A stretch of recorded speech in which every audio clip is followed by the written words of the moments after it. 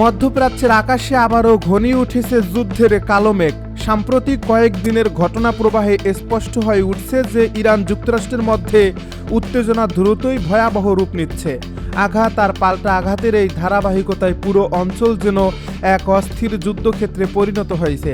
আন্তর্জাতিক বিশ্লেষকদের অনেকেই বলছেন পরিস্থিতি এমন পর্যায়ে পৌঁছেছে যেখানে সামান্য ভুল সিদ্ধান্ত বড় ধরনের আঞ্চলিক সংঘাতে রূপ নিতে পারে। ঠিক এমন সময়ে তেহরান থেকে এসেছে এক চাঞ্চল্যকর দাবি। ইরানের পক্ষ থেকে বলা হয়েছে গত 24 ঘন্টায় পরিচালিত ক্ষেপণাস্ত্র ও ড্রোন হামলায় 2 শতাধিক মার্কিন সেনা নিহত বা আহত হয়েছে। তেহরানের দাবি অনুযায়ী এই হামলা ছিল সাম্প্রতিক সময়ে যুক্তরাষ্ট্র ও ইসরায়েলের পক্ষ থেকে চালানো আক্রমণের প্রতিক্রিয়ায় নেওয়া একটা কঠোর প্রতিশোধমূলক পদক্ষেপ। শনিবার বিকেলে তেহরানে আয়োজিত এক জরুরি সংবাদ সম্মেলনে ইরানের খাতাম আল আনবিয়া কেন্দ্রীয় সদর দপ্তরের মুখপাত্র জানান যে অপারেশন ট্রু প্রমিস ফোন নামের সামরিক অভিযানের অংশ হিসেবেই এই হামলাগুলো চালানো হয়েছে। তার ভাষ্য অনুযায়ী পারস্য উপসাগর এবং আশপাশের বিভিন্ন কৌশলগত স্থানে অবস্থান করা মার্কিন ঘাঁটি ও নৌবাহিনীকে লক্ষ্য করেই এই হামলা পরিচালনা করা হয়। ইরানি সামরিক মুখপাত্র দাবি করেন পারস্য উপসাগরে অবস্থানরত যুক্তরাষ্ট্রের 5ম নৌবহরের উপর বিশেষভাবে লক্ষ্য করে একাধিক আঘাত হানা হয়েছে। সেই হামলায় অন্তত 21 জন মার্কিন সেনা নিহত হয়েছে বলে দাবি করা হয়েছে তেহরানের পক্ষ থেকে। একই সঙ্গে সংযুক্ত আরব আমিরাতের আল দাফরা বিমান ঘাঁটিটিতেও ব্যাপক হামলার কথা জানিয়েছে। ইরানি কর্মকর্তাদের বক্তব্য অনুযায়ী সেখানে মার্কিন সামরিক অবকাঠামোর উল্লেখযোগ্য ক্ষতি হয়েছে এবং বহু সেনা হতাহত হয়েছে।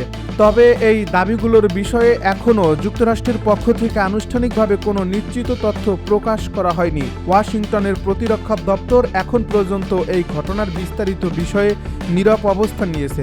আন্তর্জাতিক সংবাদ মাধ্যমগুলো বলছে এই ঘটনাটির সত্যতা যাচাইয়ের জন্য বিভিন্ন সূত্র থেকে তথ্য সংগ্রহ করা হচ্ছে।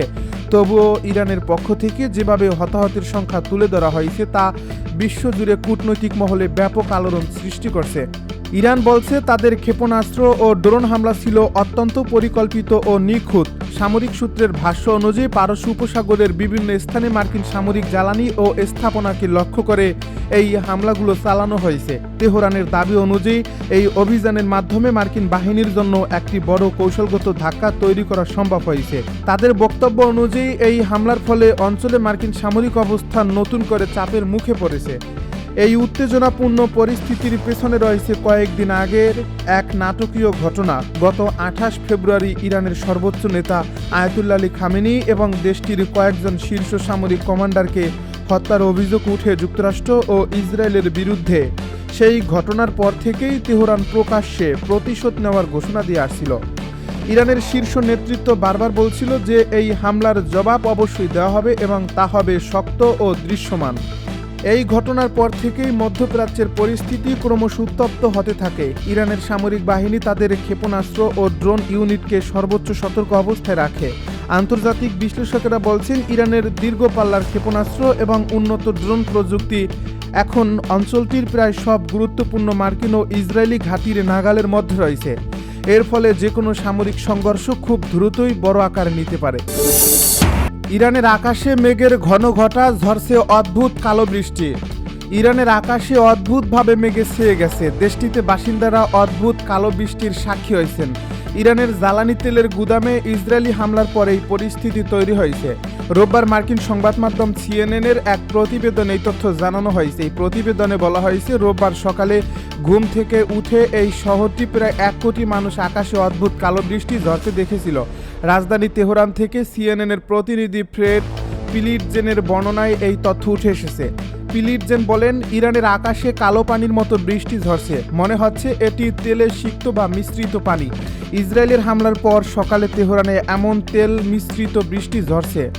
সিএনএন জানিয়েছে শনিবার গভীর রাতে শহরের দক্ষিণ ও পশ্চিমে অবস্থিত তেল শোধনাগার এবং স্টোরেজ সাইটগুলোতে ব্যাপক বিমান হামলার পর এই পরিস্থিতির সৃষ্টি হয়েছে। এই হামলার ফলে সৃষ্ট ঘন কালো ধোঁয়ায় আকাশ ছেয়ে গেছে এবং বৃষ্টির সাথে তেল ঝরছে। বার্তা সংস্থা রয়টার্সের এক ভিডিওতে দেখা গেছে তেহরানের শাহরান তেল শোধনাগার থেকে আগুনের শিখা ও ধোঁয়ার কুণ্ডলী পাকিয়ে উঠছে। এদিকে তেল উৎপাদন নিয়ে নতুন সিদ্ধান্ত জানিয়েছে কুয়েত। দেশটি তেল উৎপাদন কমানোর ঘোষণা দিয়েছে। ইরান যুক্তরাষ্ট্র ইসরায়েলের যৌথ হামলায় জ্বালানি পরিবহন ব্যাহত হওয়ায় এই ঘোষণা দিয়েছে দেশটি। শনিবার বার্তা সংস্থা রয়টার্সের এক প্রতিবেদনে এই তথ্য জানানো হয়েছে।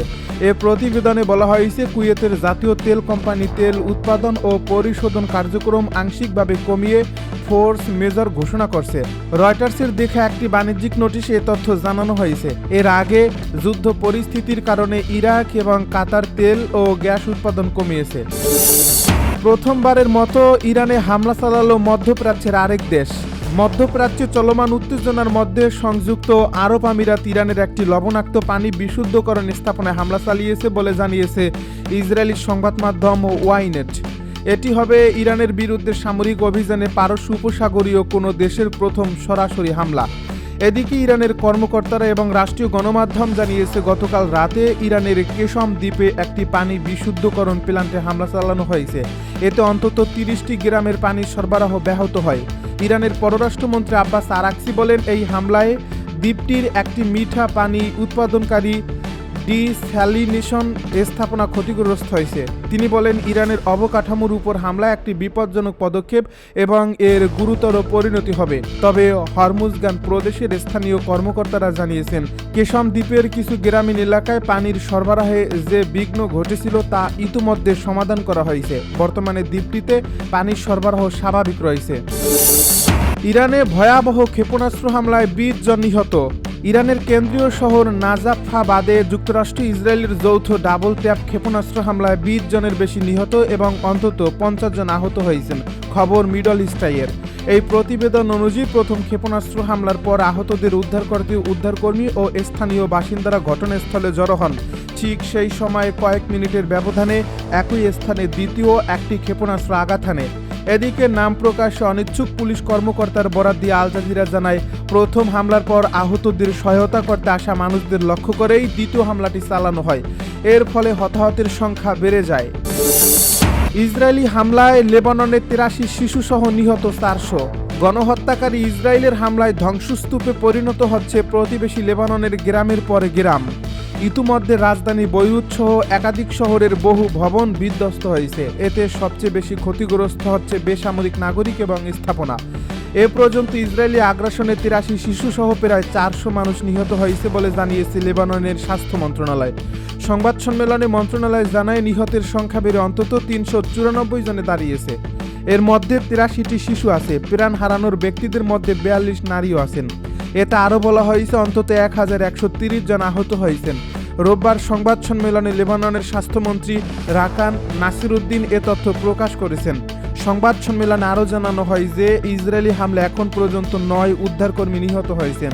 এর আগে শনিবার পর্যন্ত নিহতের সংখ্যা ছিল 294 জন।